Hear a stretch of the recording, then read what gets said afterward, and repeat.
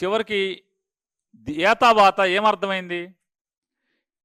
164 సీట్లు వచ్చి కూడా మీకు సంవత్సరం అంటే 13 మాసాలు 14 మాసాలు మీరు ఏలిన తర్వాత స్వేచ్ఛగా ఒక ఎన్నికని నడిపించే ధైర్యం కూడా మీకు లేదు.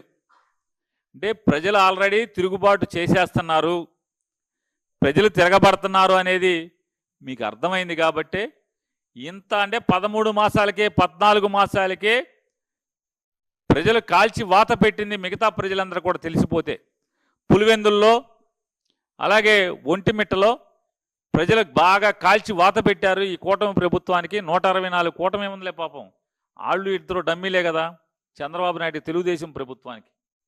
వాళ్ళని ఎందుకు ఊరికి అనుకోవటం?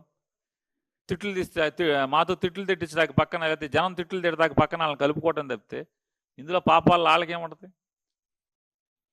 మీరు దోపిడీ చేసి మీరు అఘాయిత్యాలు చేస్తుంటే అందులో ఏమన్నా ఒలుగుతుంటే కింద ఈ రాలుకుంటాకి ఎత్తుకుంటాకి ఆ జేబులో పెట్టుకుంటాకి తప్పితే టీడీపీ ప్రభుత్వం ఇది. ఈ కిరాతకం, ఈ అరాచకం